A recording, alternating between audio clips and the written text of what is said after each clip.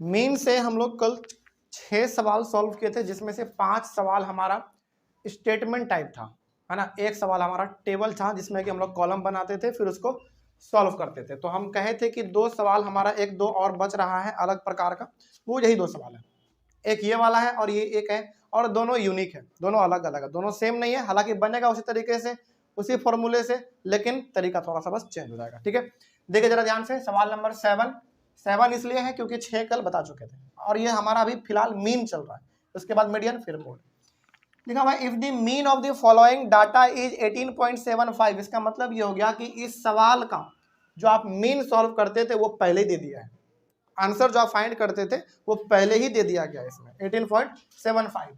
Find the value of P, यहाँ पे आपको एक अलग सा चीज दिख रहा होगा, इसी का वैल्यू फाइंड करना है। और मीन में खास करके किसी भी प्रकार का सवाल दे ना दे, ये दोनों सवाल देने का संभावना ज्यादा होता है एग्जाम में, क्योंकि ये थोड़ा सा बिल्कुल यूनिक है ना। वो जो हम लोग कल डिस्कस किए थे उसमें तो फॉर्मूला लगाओ आसान तरीके से बना दो, है ना, लेकिन ये थोड़ा सा मजेदार सवाल है, और सबसे मजेदार वो वाला है। ठीक है, ये भी बहुत आसान है, समझिए ध्यान से। तो इसका जो आंसर है मीन वो पहले से दे दिया गया है, इसमें आपको ये पी का वैल्यू फाइंड करना है। ठीक है, चलो तो वैसे ही हम लोग बनाएंगे जो सबसे पहले करते थे। अच्छा, इधर हम लोग लिखते थे अपना क्या, एक्स आई, तो पहले से एक्स आई यहाँ पे दिया हुआ है तो वही लिख देंगे, इसमें तो कोई दिक्कत नहीं। उसके बाद लिखते थे हम लोग एफ आई, वो भी यहाँ पे दिया हुआ है। ठीक है, उसके बाद हम लोग मल्टीप्लाई करते थे एफ आई इंटू एक्स आई, ऐसा ही कुछ करते थे हम लोग इसमें, है ना। चलिए अब 3 कॉलम बनाते थे, बना लीजिए फटाक से।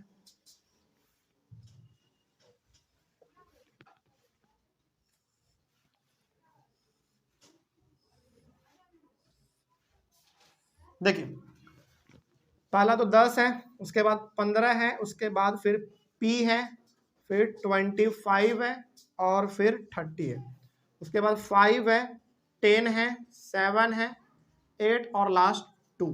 मल्टीप्लाई करना होता है फिर, ठीक है ना। चलिए बताइए कितना आएगा, 50, 150, हाँ 7P, है ना। उसके बाद 25 इंटू 8 कितना आएगा, 200, 260 हो गया। चलिए अब इसको हम लोग क्या कहते थे याद है, सिग्मा एफ आई। प्लस कीजिए सबको, 10 5 15, 15 और 7 22, 22 और 8 30 और 2 32, 32 आ गया। ठीक है, उसके बाद इसको ऐड करते थे, इसके लिए ये था sigma F I into X I. ठीक है, चलिए इसको ऐड कीजिए, कितना आएगा देखिए, 200 तो यहीं पे हो गया, फिर 400, 460 प्लस 7P। यहाँ तक तो कोई डाउट नहीं, ये तो हम लोग कल भी करते थे इतना दूर तक, है ना। चलिए अब जो इसमें यूनिक बात है वो ये है कि इसका जो मीन है वो पहले से दे दिया गया है। ठीक है, जैसे हम लोग क्या करते थे, सिग्मा एक्स अपॉन 12 मतलब मीन बराबर sigma F I into X I बराबर सिग्मा एफ आई, यही फॉर्मूला इसका है। इसमें हम लोग ये क्या, हमारा मीन को लिखने का तरीका है, डिनोट करने का तरीका है, और ये तो हमको फाइंड नहीं करना है, तो पहले से दिया हुआ है 18.75, है ना। तो उसके जगह पे आप यहाँ पे लिखिए 18.75 बराबर, इसका वैल्यू कितना होगा, 460 प्लस 7P डिवाइडेड बाई इसका वैल्यू कितना है, 32, 32। कोई डाउट है क्या रोशन, रोशन कोई डाउट है, डाउट होगा तो पूछना, ठीक है। चलो अब इसमें साफ दिख रहा है आपको क्रॉस मल्टीप्लीकेशन है ना। क्रॉस मल्टीप्लीकेशन किया जाए, 18.75 इंटू 32 बराबर 460 प्लस 7P, ये 60 है। ठीक है, चलिए आगे यहां पे कर देते हैं, नहीं तो फिर नीचे दिखेगा नहीं कैमरा में। यहां पे 18.75 को मल्टीप्लाई करना है 32 से, है ना। चलो किया जाए, 10 के 0 हाथ में 1, 14 1 15 के 5 हाथ में 1, 8 2 16 17 के 7 हाथ में 1 2 1 3, 15 हाथ में 1, 27 1 22 के 2 हाथ में 2, 24 25 26 के 6 हाथ में 2 3 2 5 0 0 006 1 2 2 के यहाँ पे पॉइंट है तो 1 2 यहाँ पे, तो इसका कोई मतलब है? कोई मतलब नहीं है। आंसर कितना? सिंपली 600, सिंपली 600 लिख सकते हैं। यानी कि इसको हमने मल्टीप्लाई किया तो 600 आया बराबर 460 प्लस 7p। क्या अब ये नहीं बन जाएगा? बहुत आसान है, p का वैल्यू निकालना है इसमें बस। हाँ यहीं पे कर लो डायरेक्ट। 600 माइनस 460 बराबर 7p। कितना आ जाएगा इसमें? 140 बराबर 7p, सॉरी 140 बाई 7 बराबर p, एक बार में और ये 20 बार में, तो 20 इज इक्वल्स टू p। हो गया आंसर, बस इतना आसान था ये। इसका मतलब ये हो गया कि यहाँ पे जो आपको ये p दिख रहा है ना, यहाँ पे कितना होना चाहिए? 20 होना चाहिए, बस यही चीज है इसका आंसर। तो ऐसा सवाल बेसिकली 3 नंबर में पूछा जाता है, लेकिन ये जो सवाल है ये कम से कम तो 4 या 5 नंबर में पूछेगा। ठीक है, लिखो मत, अभी टाइम देंगे, फिर लिखोगे तो समझ में नहीं पाओगे। और ये सबसे इंपॉर्टेंट है, मीन में सबसे मजेदार सवाल यदि हम किसी को समझते हैं तो वो ये वाला है। ठीक है, क्योंकि इसमें आपको दो मिसिंग फ्रीक्वेंसी निकालना है। देखिए यहाँ पे ध्यान से, क्वेश्चन मार्क का मतलब यहाँ पे कौन सा डिजिट होगा वो पता करो। ठीक है, चलिए जरा ध्यान से इसको देखा जाए। लिखा हुआ है the mean of the following frequency distribution is 1.46। ये पॉइंट नहीं है बल्कि ये फुल स्टॉप है लास्ट वाला। ठीक है, तो इसका भी जो मीन है यानी कि इसका भी जो आंसर है वो पहले से आपको दिया हुआ है, पहले से गिवन है इसका। इसमें निकालना है फाइंड द मिसिंग फ्रीक्वेंसीज। तो 1 और 1 2 फ्रीक्वेंसी हमारा इसमें मिसिंग है, नहीं मालूम है हमको, वही दोनों यहाँ पे फाइंड करना है। ठीक है, लेकिन इसमें सबसे बड़ा हिंट जो दिया हुआ है ना आपका, वो ये दिया हुआ है कि फ्रीक्वेंसी का जो सम है टोटल वो 200 है। देखिए कितना मतलब खूबसूरती से इसको डिजाइन किया गया है। ये टोटल का जो वैल्यू होगा वो 200 होगा, लेकिन 2 गो मिसिंग कर दिया है, आपको यही फाइंड करना है। यदि ए गो होता, हाँ यदि ए गो मिसिंग रहता ना, ए गो यदि मिसिंग रहता तो सबको जोड़ के 200 से माइनस कर देते, आ जाता। लेकिन यहाँ पे 2 गो है। नहीं, ये सवाल उतना जो आसान समझ रहे हो वो नहीं है उतना आसान, थोड़ा सा इसमें अलग तरीके से ये बनेगा। तो इसी को फाइंड करना है, तो बनाने से पहले तो वही टेबल तैयार करना पड़ेगा जो टेबल हम लोग तैयार करते हैं। चलिए, अच्छा ये है नंबर ऑफ एक्सीडेंट और ये नंबर ऑफ ड्राइवर। ठीक है, इस प्रकार का आपको ऐसा बार बार मिलेगा, तो उससे टेंशन नहीं लेना। ये हमारा है number of accidents, number of accidents, और इधर कर लो नंबर ऑफ ड्राइवर्स। अच्छा इसको हम लोग क्या मानते थे? XI, इसको FI। यदि आपको नंबर ऑफ एक्सीडेंट लिखने का मन नहीं है तो सिंपली XI लिख दो, काम चल जाएगा। कहाँ पे? इसमें नहीं भाई, ऐसा थोड़ी होगा इसका एक पैटर्न है। उसके बाद फिर यहाँ पे हमारा एक बनता है FI इंटू XI। चलिए इसका भी एक बनाइए आराम से।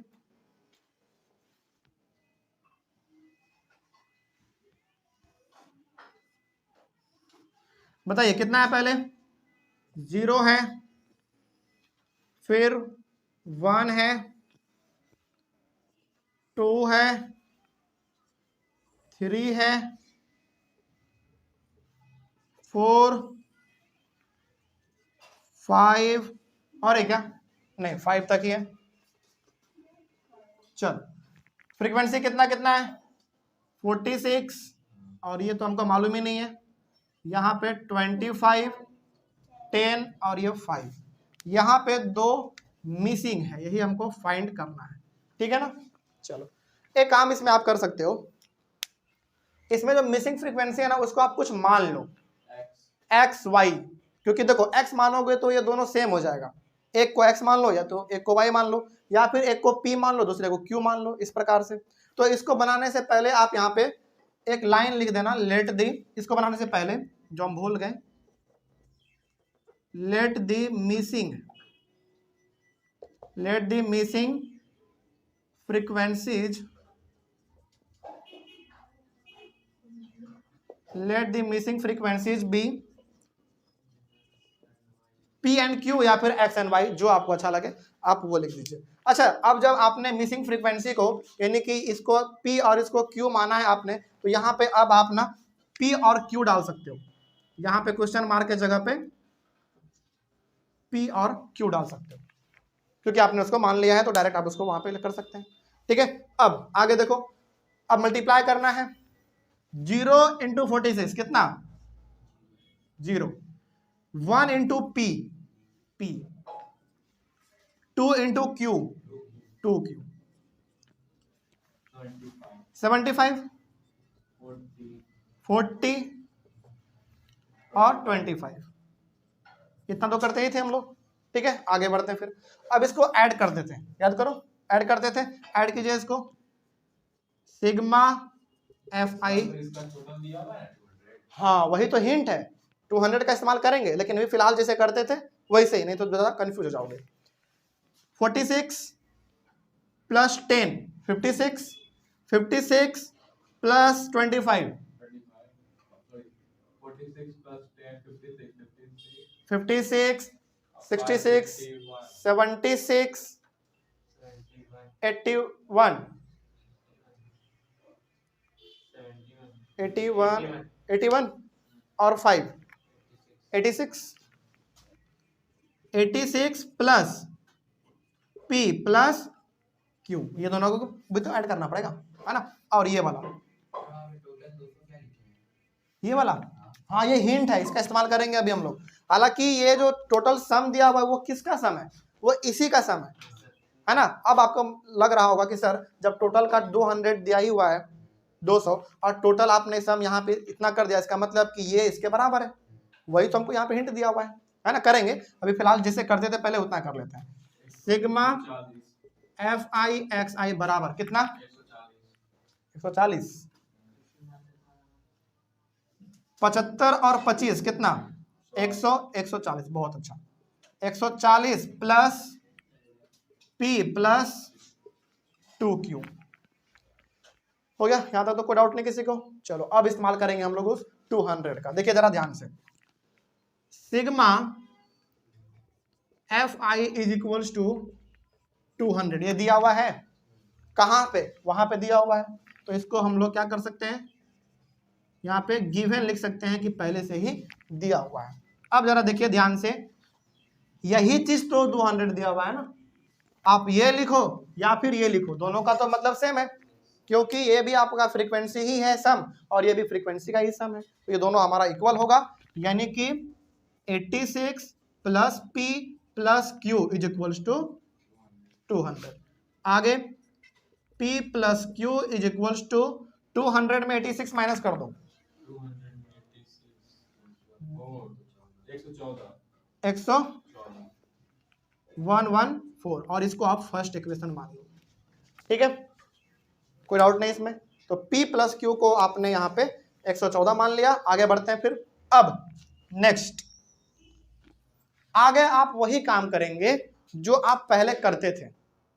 ठीक है, जो आप पहले करते थे, जैसे मीन निकालते थे आप, तो मीन तो पहले से दिया हुआ है कितना? 1.46 बराबर, ये वाला लिखते थे ऊपर में, तो ये पूरा लिखेंगे 140 प्लस P प्लस 2Q। ठीक है, डिवाइडेड बाय, आप क्या करते थे, ये वाला है ना, तो 86 प्लस P प्लस Q, इतना तो आप करते थे। ठीक है, आगे बढ़ते हैं फिर। अब इसमें जरा सोच के बताओ कि इसमें हम लोग क्या क्या कर सकते हैं, जरा सोचो इसके बारे में। क्रॉस मल्टीप्लिकेशन दिख रहा है ना, क्रॉस मल्टीप्लिकेशन तो दिख ही रहा है। चलो तो यहाँ पे ऐसा हम कर सकते हैं, हाँ लेकिन इसमें ना थोड़ा सा वो लंबा हो जाएगा। एक तरीका हम यहाँ पे अपना सकते हैं, क्या, देखिए जरा ध्यान से, शॉर्ट करने के लिए। ठीक है, 1.46 रहने देंगे बराबर 140 प्लस P प्लस 2Q भी रहने देंगे, लेकिन यहाँ पे 86 प्लस, देखिए ध्यान से, अब P प्लस Q है, तो क्या इस P प्लस Q के जगह पे हम डायरेक्ट 114 लिख सकते हैं? लिख सकते हैं। ये यहाँ पे 2 है ना, यदि 2 नहीं रहता तो उसके जगह पे भी लिख सकते थे, है ना। तो ये हो गया आपका, सॉरी, अच्छा यहाँ पे पूछा जाएगा कि आपने 114 कहाँ से लिखा? From first. यहाँ पे रीजन दे दीजिएगा, फ्रॉम फर्स्ट। आगे बढ़ते हैं फिर 1.46 is equal to 140 plus P plus 2Q divided by, इसको ऐड कर दीजिए, कितना आ जाएगा? हाँ 200 आ जाएगा। यहाँ तक तो कोई समस्या नहीं है किसी को? समस्या किसी को? चलिए अब आपको यहाँ पे थोड़ा सा आसान दिख गया होगा, 1.46 इंटू 200, ठीक है, बराबर 140 प्लस पी प्लस 2Q। चलिए 1.46 को आप 2 से 1.46 को 2 से मल्टीप्लाई,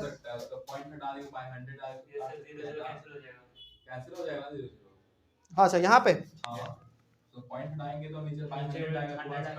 ठीक है, वो भी कर सकते हो, यहाँ पे कर देते हैं ऊपर में, ठीक है। इसके बाद यहाँ पे आ जाना, यहाँ पे, इसके बाद यहाँ पे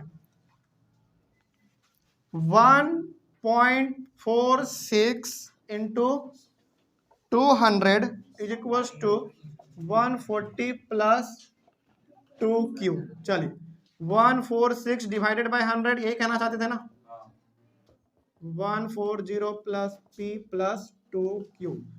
अब आप यहाँ पे देख लीजिए, 1 0 2 0 1 0 2 0 कैंसिल, 6 6 12 के 2 हाथ में 1 4 4 8 1 9 1 1 2 292 140 प्लस P प्लस 2Q। आगे 292 में 140 को माइनस करो, ये प्लस में इधर आएगा तो माइनस हो जाएगा, तो 2 का तो 2 ही रहेगा, 152 बराबर P प्लस 2Q। आराम से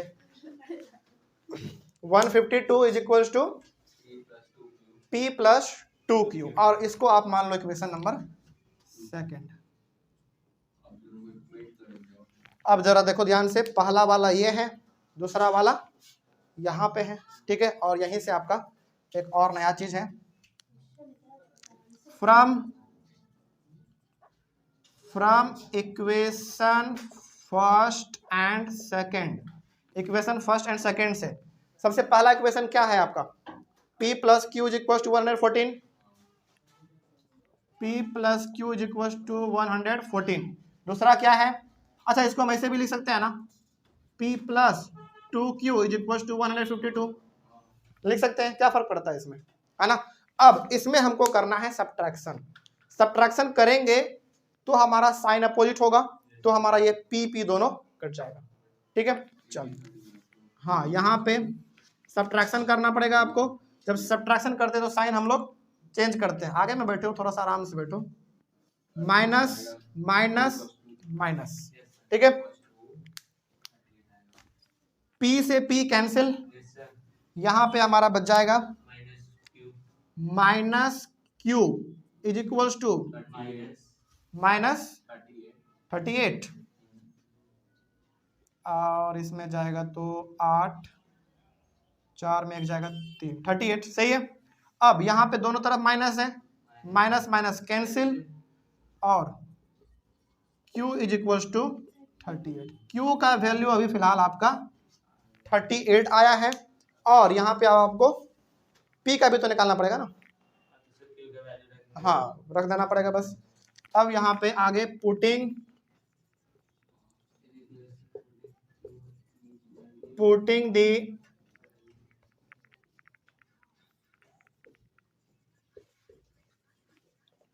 the value of Q in equation first.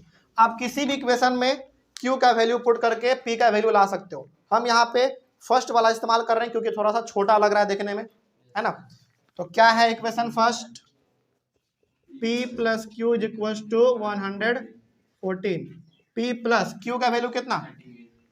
38 बराबर 114, तो P is equal to 114 minus 38, कितना आएगा P का वैल्यू?